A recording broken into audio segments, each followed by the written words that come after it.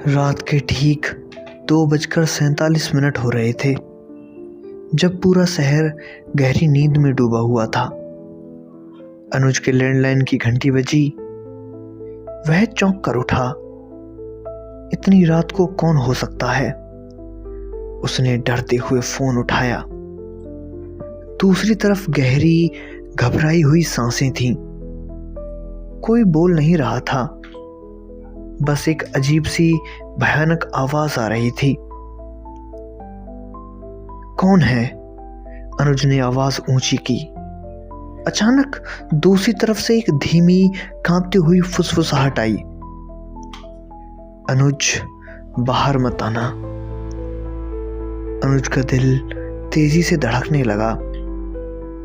यह आवाज जानी पहचानी थी, लेकिन बहुत थकी हुई और डरी हुई थी। कौन हो तुम? क्या हुआ?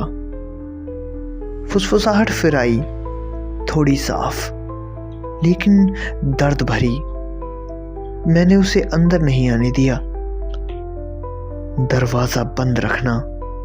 और फिर जोरदार आवाज आई, जैसे कोई शीशा टूटा हो, और तुरंत कॉल कट गई। अनुज पसीने से भीग गया। उसने तुरंत अपना फोन चेक किया। नंबर अननोन दिखा रहा था। वह अभी भी सोच रहा था कि कौन था और वह किसकी बात कर रहा था। तभी उसके कमरे का दरवाजा धीमे से खड़खड़ाया। अनुज बिल्कुल जम सा गया। उसने पूछा, कौन है? कोई जवाब नहीं आया। बस फिर से टक टक की आवाज आई, लेकिन अब यह आवाज दरवाजे के ठीक नीचे से फर्श से आ रही थी। अनुज ने जमीन पर झुककर दरवाजे के नीचे की पतली जगह से देखा। उसे कुछ दिखाई नहीं दिया। उसने अपनी आंखें और जोर से गड़ाईं, और तभी उस छोटे से गैप में उसे एक आंख दिखाई दी।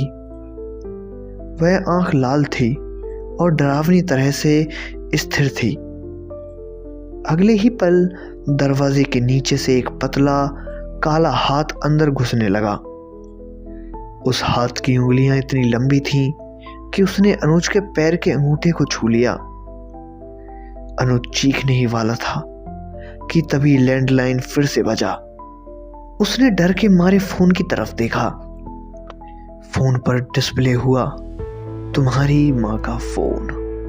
उसने जाकर देखा तो उस पर उसकी माँ का कॉल आ रहा था। अनुज ने कांपते हाथों से फोन उठाया। उसने हांफते हुए हेलो कहा। माँ की आवाज आई, बिल्कुल शांत, सामान्य। अनुज उठ गया। मुझे अभी अभी बहुत डरावना सपना आया। मैंने देखा कि कोई तुम्हारे घर में घुसने की कोशिश कर रहा है। तुम ठीक तो हो ना? दरवाजा बंद है ना? अनुज ने दरवाजे के नीचे देखा, परंतु वहां हाथ गायब था। सिर्फ एक काली परछाई थी। फिर उसने राहत की सांस ली। हाँ माँ, मैं बिल्कुल ठीक हूं। दरवाजा बंद है। माँ ने कहा, ठीक है बेटा, बस मुझे एक बात समझ नहीं आई। अनुज ने पूछा कि क्या? माँ ने फुसफुसाते हुए कहा, जब मैं तुम्हें फोन कर रही थी तो तुम्हारा लैंडलाइन फोन कौन उठा रहा था?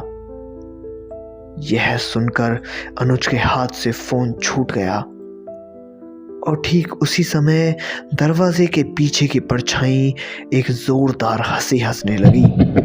तो दोस्तों, ऐसे ही डरावनी और रहस्यमयी कहानियों को जानने के लिए हमारे चैनल को सब्सक्राइब करें। मिलते हैं एक नई रहस्य और रोमांच से भरी एक नई खौफनाक कहानी के साथ। तब तक के लिए अलविदा।